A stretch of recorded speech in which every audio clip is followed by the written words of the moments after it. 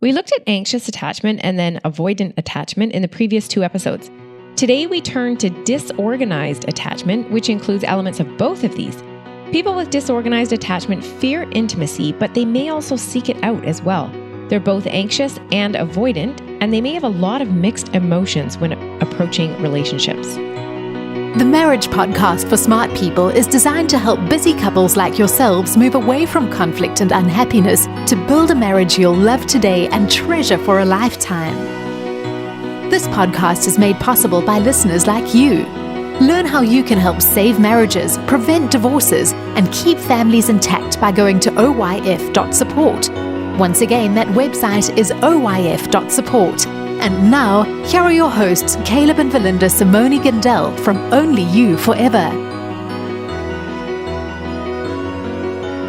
Welcome to the Marriage Podcast for Smart People. If you want to build a thriving, passionate marriage, we've got the research, the truth, and the answers you're looking for. We have another educating episode for you this week. This is episode number 253, and today we're going to be talking about disorganized attachment in marriage. Hey there, before we get started, if you did miss last week's episode, we discussed avoidant attachment. Definitely worth going back and checking out. Also, make sure you hit the subscribe button so you don't miss any upcoming shows from us. And just before we get started, we want to remind you of our cruise. Coming up February 2020. If you're happily married or married, this cruise is for you. If you're unhappily married, it's not the right solution. But we've designed this for couples who want to keep things fresh or who want to challenge themselves to grow more connected, more together, who value time to rest and relax and refresh the bond that they cherish. All the details, they're on christianmarriagecruise.com. You can reach out to us there and I will get you the latest pricing for a room that fits how you like to travel.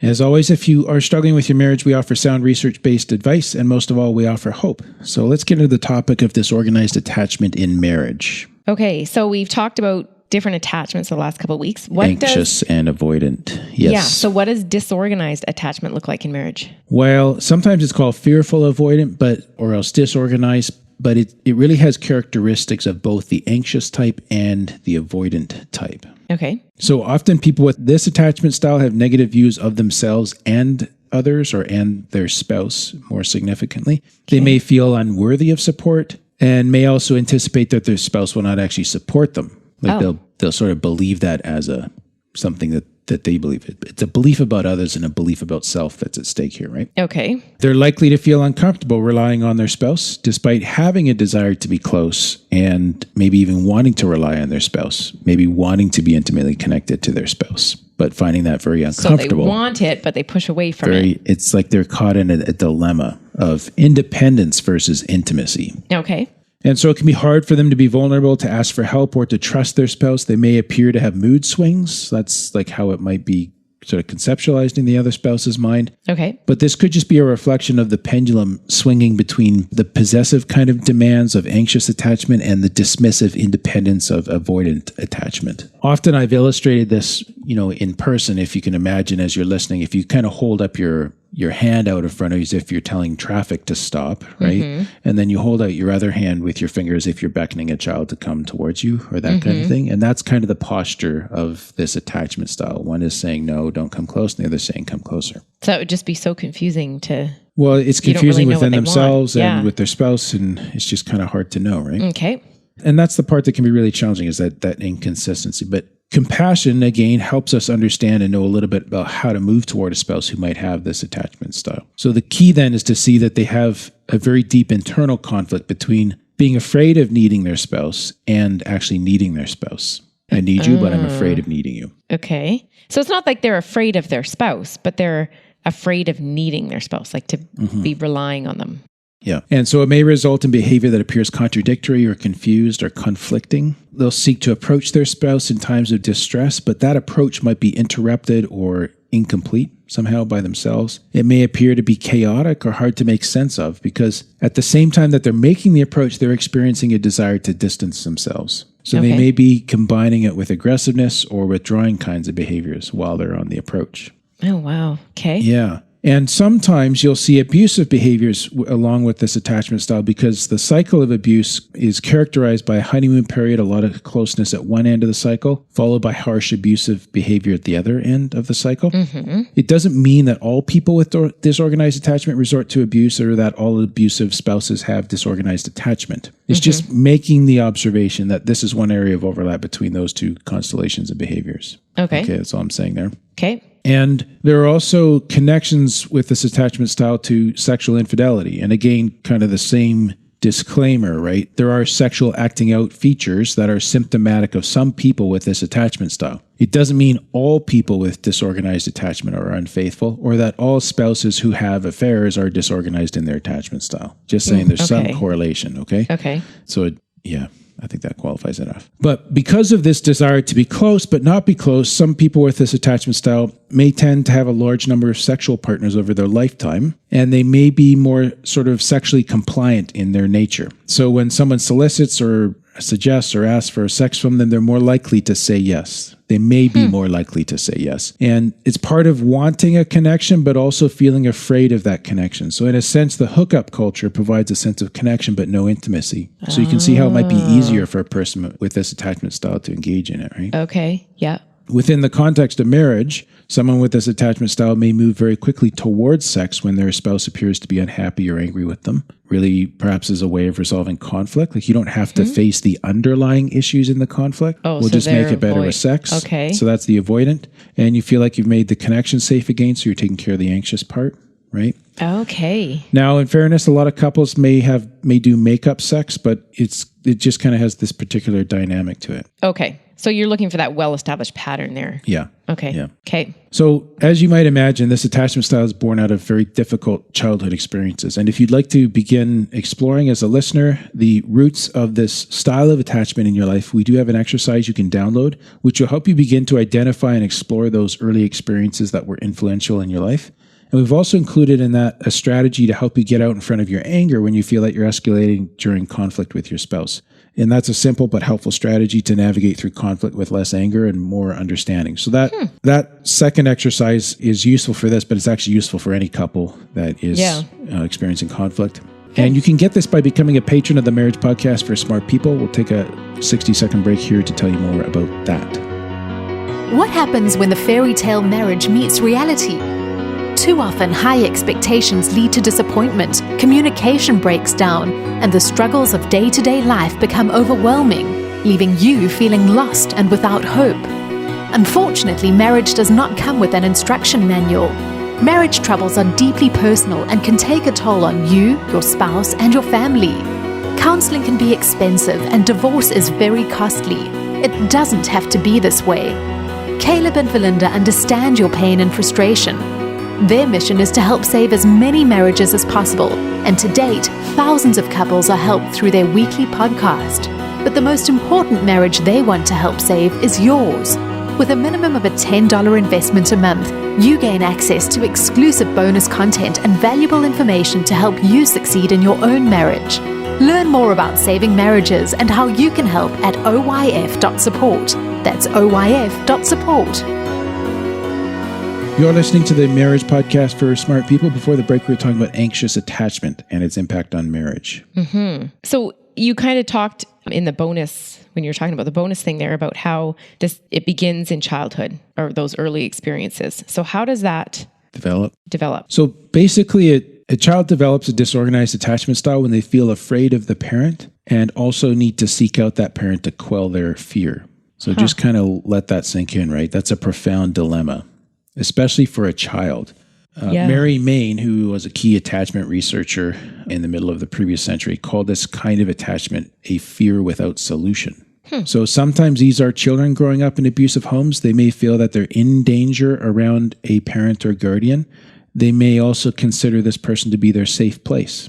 Whoa. At the same time, like not in the same moment, but the same person in the same context. So even in non-abusive situations, it could be that the parent is unable to function in a protective role or to identify with the child's needs. Okay. So when attachment researchers observed children with this attachment style, and they were studying this, they would set up this situation where the parent leaves and then returns, and they'd watch the children and how they reacted. And in this case, the children, they kind of move toward their parent, but then they change their mind, or they may run away or act out violently or be unpredictable in their responses. So it's like the child has this intrinsic need to approach the parent for reassurance, for comfort, but at the same time, they might be experiencing anything between some uncertainty and a lot of terror with regards to what will happen when they come close to that parent. Wow. Yeah.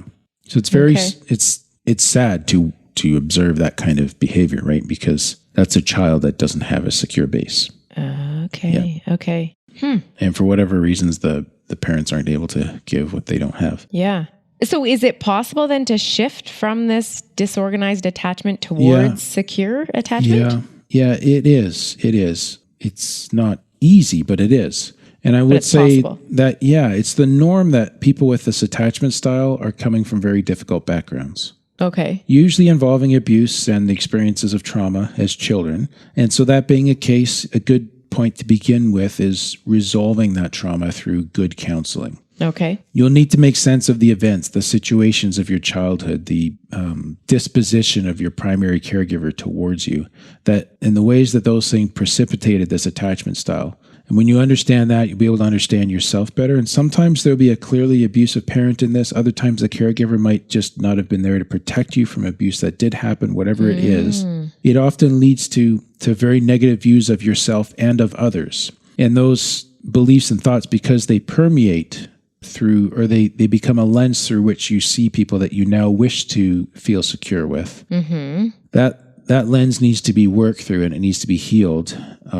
So you begin to know who is safe and move towards them, and know who's not safe and stay away from them, right? Oh, okay. And then you can develop a secure attachment in that. Now, secure attachment is kind of the goal here, and we've talked about that previously, but it's helpful to note that there is this term earned secure attachment, which is just the idea it's a secure attachment style that individuals who've come out of disorganized attachment or other styles of dysfunctional attachment, that they can create for themselves. They can earn their secure attachment. It can be developed during adulthood. Okay. And a counselor who understands attachment will help you make sense of the story of your childhood and make that history more coherent in your mind. So, what do you mean by that? Make it more coherent in your mind? Well, because of the chaos, it's often like it's a very fragmented jumble of confusing experiences, right? Okay. And it kind of exists in a maelstrom, and often so you'll find yourself in a situation in the present that triggers the storm, and it's okay. Yeah, when you can resolve and make sense of and see and distill these things and then heal your way through them, then they don't become sort of inadvertent forces towards perpetuating in this attachment style, or even just outright dysfunction. Okay, so by more coherent, it's like you understand everything in its place. Yeah. It's not just and especially too, because a lot of people coming out of that background and the way that the parents were acting, they're blaming themselves for what happened, right? Oh, okay. And so they might carry a lot of shame along with it and other things like that too. Okay. So, but this kind of work helps you to make sense of your childhood, and you come to a clearer understanding of who you are, how you became the person you are, and then shaping who you wish to be in relationship, right? And that's really the basis for establishing how you want to relate to others today. This is just kind of a bird's eye view of how you can earn secure attachment, even with such challenging childhood experiences. Okay. It is possible. And it's good work to do if you're able to do it. Yeah. Willing. You'd think it would just be like calming. Yeah. To not always have a storm going on. Yes. Yeah. Just peaceful. Yeah. Well, we'd like to thank those of you who became patrons between this recording and our previous one. We have Julia and we have Matthew. Thank you for your support. Yes. And we have another iTunes review. I love iTunes reviews. This one is 5 stars from Canada, from Hubulaka. Something like that. Yeah.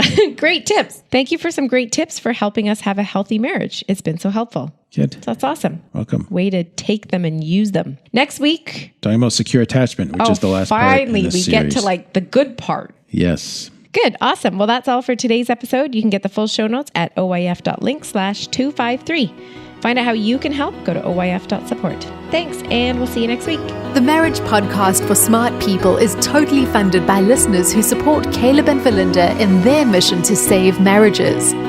If you would like to be part of this worthy cause, open your web browser to oyf.support. A minimum investment of $10 per month will help restore hope to married couples. Plus, as a patron, you'll gain access to exclusive bonus content and valuable information to help you succeed in your own marriage. Go to the website oyf.support now for more information.